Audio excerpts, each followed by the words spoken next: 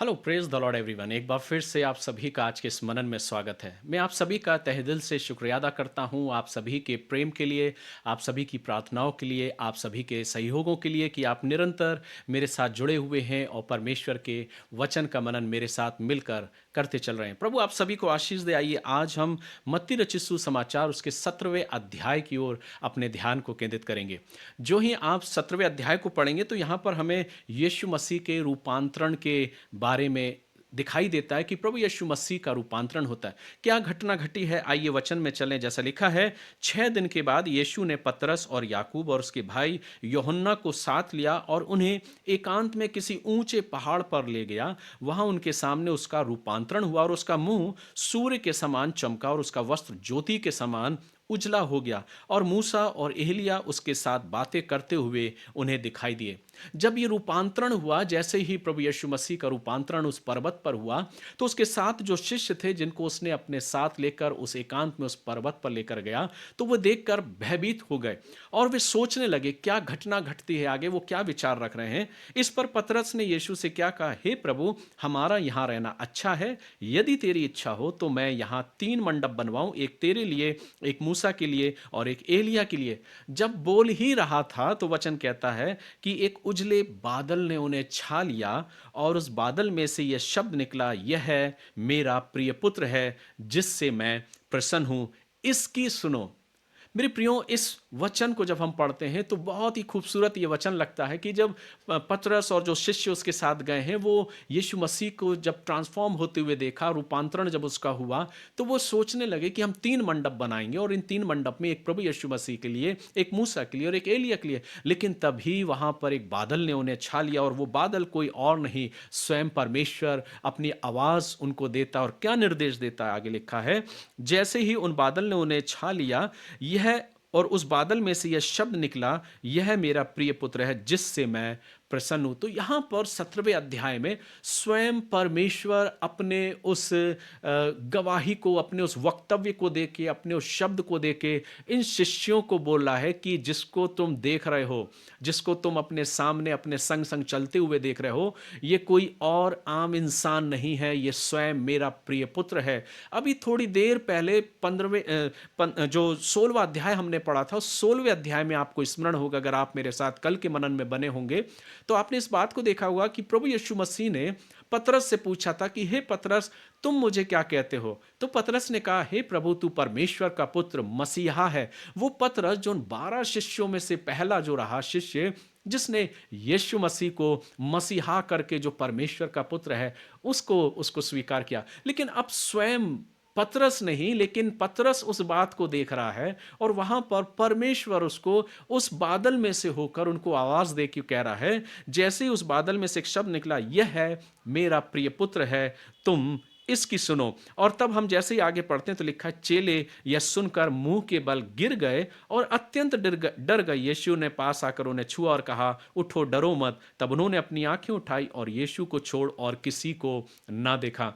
अभी अभी जो सदूकी और फरीसी लोग हैं वो यीशु मसीह से चिन्ह मांग रहे हैं कि कोई तू स्वर्ग एक चिन्ह बता। यीशु मसीह उन्हें योना को छोड़ और कोई चिन्ह नहीं देते। उसके बाद यीशु मसीह जो है वो अपने शागिर्दों के बीच, अपने शिष्यों के बीच अपने मृत्यु के विषय में भविष्यवाणी को वो करता है कि कैसे मुझे दुख उठाना होगा, इन्हीं सदूकी फरीसियों के द्वारा मैं पकड़वाया जाऊंगा, मुझे दुख उठाना पड़ेगा, मैं कब्र में चला जाऊंगा, लेकिन तीसरे दिन मैं जीवित हो उठूंगा। पतरस ने अभी अभी अंगीकार किया है कि तू परमेश्वर का पुत्र मसीहा है, मैं स्वीकार करता हूं। यीशु मसीह कहता, तुम और किसी से मत कहना। जैसे ही 17वें अध्याय में आते हैं तो एक आकाशवाणी सी हो रही है। प्रभु यीशु मसीह एक पर्वत पे उनको लेके जा रहे हैं और शिष्य उनके साथ, और उन शिष्यों में जैसा कि लिखा है कि पतरस और याकूब और उसके भाई यूहन्ना को, इन तीनों को यीशु मसीह पर्वत पर लेकर गया। और जैसे ही यीशु मसीह का रूपांतरण हुआ तो उन्होंने 2 लोगों को देखा, जिसमें से मूसा और एलिया है। पतरस कहता है कि हम 3 मंडप बनवाएं। बोल ही रहा था कि एक बादल ने छा लिया और वो परमेश्वर की आवाज पतरस और उन शिष्यों से कहती है, तुम और कहीं ध्यान मत लगाओ, तुम्हारा ध्यान मेरे पुत्र की ओर हो, क्योंकि ये मेरा प्रिय पुत्र है और उस इसी की तुम सुनो। और जब वे डर जाते हैं तो यीशु मसीह आता है, उन्हें उठाता और कहता है डरो मत, और तब वे अपनी आंखें उठाकर यीशु को छोड़ और किसी और को वो उसके पास नहीं देखते हैं। आगे जब वचन में पढ़ते हैं तो लिखा है, जब वे पहाड़ से उतर रहे थे तब यीशु ने उन्हें आज्ञा दी, जब तक मनुष्य का पुत्र मरे हुए में से ना जी उठे तब तक जो कुछ तुमने देखा किसी से ना कहना। यहां पर फिर प्रभु यीशु मसीह दोबारा अपनी मृत्यु के बारे में, अपने पुनरुत्थान के बारे में उनसे कह रहा है, जब तक तुम उसको जी न उठे तब तक तुम किसी से कुछ मत कहना, जो कुछ तुमने देखा है। अभी अभी पतरस ने अंगीकार किया, उसका अंगीकार जो किया था उसने, उसका विश्वास और स्ट्रांग हो गया, क्योंकि अब तो स्वयं परमेश्वर बोल रहा है कि ये मेरा प्रिय पुत्र है। दुनिया क्या कहती है प्रभु को ये मायने नहीं रखता, स्वयं आसमान का खुदा अपने बेटे जो हमारा और आपका उद्धार करता प्रभु यीशु मसीह है, वो आसमान का खुदा खुद बोलता है कि ये मेरा प्रिय पुत्र है, तुम इसकी सुनो। आज हम किसकी सुन रहे हैं? दुनिया की लोगों की और किसी और की? खैर ये अलग विषय है, लेकिन हम अपने वचन में चलते हैं, परमेश्वर की आत्मा में सीखने का हम प्रयास करते हैं। आगे जैसे ही हम जाते हैं तो परमेश्वर का वचन कहता है कि प्रभु ने कहा तुम किसी से मत कहना। इस पर उसके चेलों ने उससे पूछा, फिर शास्त्री क्यों कहते हैं कि एलिया का आना पहले अवश्य है? उसने उत्तर दिया, एलिया अवश्य आएगा और सब कुछ सुधारेगा।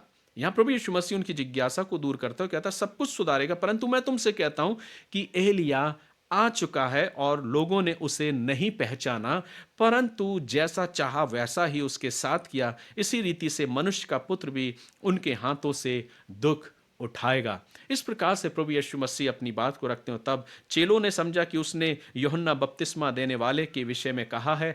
अब जब स्वयं परमेश्वर अपने पुत्र के बारे में उन शिष्यों को कह रहा है, ये मेरा प्रिय पुत्र है, तुम इसकी सुनो। अब यीशु मसीह भीड़ में जाता है और तब लिखा है कि वे भीड़ के पास पहुंचे तो एक मनुष्य उसके पास आया, एक पिता आया, घुटने टेक कर क्या कहता है, हे प्रभु मेरे पुत्र पर दया कर, क्योंकि उसको मिर्गी आती है। इसका बेटा जो है वो मिर्गी से ग्रसित है, मिर्गी आती है और वह बहुत दुख उठाता। ये विनती कर रहा है प्रभु के पास आकर कि मेरा बेटा जो है वो बार बार उसको कभी आग में कभी पानी में वो गिर जाता है, मैं तेरे चेलों के पास लाया पर तेरे चेले उसे ठीक नहीं कर पाए। जब ये बात प्रभु यीशु मसीह ने सुनी तो वो बड़ा दुखित हुआ, शोकित हुआ और उनको डांटा भी और कहा कि हे अल्प विश्वासियों और हटीले लोगों, मैं कब तक तुम्हारे साथ रहूंगा? और आगे वो कहता है कि कब तक तुम्हारी सहूंगा? उसे यहां मेरे पास लाओ। जब उसको यीशु मसीह के पास लाया गया, उसने उसको देखा और उस दुष्ट आत्मा को डांटा तो वो उसमें से निकल गई और लड़का उसी घड़ी चंगा हो गया। लेकिन इस बात को यीशु मसीह के शिष्य यीशु मसीह को एकांत में ले जाकर पूछते कि प्रभु हमें बता कि हम उसे क्यों नहीं निकाल पाए। और तब प्रभु यीशु मसीह ने उनसे कहा कि तुम्हारे अपने विश्वास की घटी के कारण, क्योंकि मैं तुमसे सच कहता हूं कि तुम्हारा विश्वास अगर राई के दाने के बराबर भी हो तो इस पहाड़ से कह सकोगे यहां से सरक कर वहां चला जा, तो ऐसा हो जाएगा। यीशु मसीह उनके विश्वास को बढ़ाना चाह रहा है और वो कह रहा है, जब उनसे जिज्ञासा के साथ पूछा कि हम क्यों नहीं कर पाए, यीशु मसीह कहता है ये विश्वास की कमी के कारण, तुम्हारे अंदर वो विश्वास नहीं था। देखो मैंने कैसे उनको दूर किया, तुम मेरे साथ हो, मेरे संग तुम मेरे संग मेरी सेवकाई में जुड़े हुए, तुमने अभी अभी उस रूपांतरण को देखा, तुमने अभी अभी मेरे पिता की आवाज को सुना है, लेकिन तुम मेरे शागिर्द होके भी इन कामों को करने में असफल रहे, क्योंकि तुम्हारे अंदर अब भी विश्वास की कमी है। अपने विश्वास को स्ट्रांग करो। और जब वो आगे बढ़ता तो फिर पुनः अपनी उस मृत्यु के बारे में बोलता, लेकिन मृत्यु के पहले वो कहता कि इनको असंभव है, लेकिन पर यह जाति बिना प्रार्थना और उपवास के नहीं निकलती। ये एक अलग कोष्टक में लिखा हुआ है, लेकिन जो मुख्य बात है वो ये कि विश्वास का होना बहुत ज़रूरी है। वो विश्वास तुम्हारे अंदर कायम करो। प्रभु यीशु मसीह अपने बंदों को, अपने शागिर्दों को वो तैयार कर रहा था। जैसे ही आगे हम पढ़ते हैं तो वहाँ उसकी मृत्यु के बारे में वर्णन है। दूसरी बार प्रभु यीशु मसीह फिर अपनी मृत्यु के बारे में बखान करता। वो कहता है, जब वे गलील में थे तो यीशु ने उनसे कहा, मनुष्य का पुत्र मनुष्यों के हाथों में पकड़वाया जाएगा, वे उसे मार डालेंगे और वह तीसरे दिन जी उठेगा। इस पर वे बहुत उदास हो गए। उसके शागिर्द उदास हुए। यीशु मसीह ने सेकंड टाइम अपनी मृत्यु के बारे में इस बात की घोषणा करी, भविष्यवाणी की। और जब मंदिर में पहुंचे तो क्या घटना हुई? मंदिर में जब पहुंचे तो वचन कहता है, जब वे कफरनहूम में पहुंचे तो मंदिर का कर लेने वालों ने पतरस से पास आकर पूछा, क्या तुम्हारा गुरु मंदिर का कर नहीं देता? चूंकि उनको नहीं मालूम है कि जो गुरु उनका है, ये गुरु सबके ऊपर है और जो स्वयं परमेश्वर का पुत्र है। पतरस जान गया, लेकिन प्रभु ने कहा था कि तुम किसी को मत बताना। पतरस चाहता तो क्या देता कि अरे अभी अभी तो हमने देखा है कि ये परमेश्वर का पुत्र है जो सारी दुनिया का मालिक है, तुम उससे कर की बात कर रहे हो, जो तो राजा का पुत्र है, तुम उस पुत्र से कर की मांग कर रहे हो। लेकिन प्रभु यीशु मसीह ने उस पतरस के उस अपमान को भी, कि वो अपमानित ना होना पड़े उसको उस मंदिर का कर चुकाने में। क्यों? क्योंकि उनकी एक प्रथा थी, उनकी एक रीति थी, क्योंकि उस मंदिर के रखरखाव को करने के लिए यहूदियों ने अपने एक नियम को बनाया था कि जो 20 साल से लेकर 50 साल तक की आयु के जो लोग हैं उनको मंदिर का कर देना पड़ेगा, ताकि उस कर के द्वारा उस मंदिर की देखरेख, उस मंदिर का रखरखाव किया जाता था।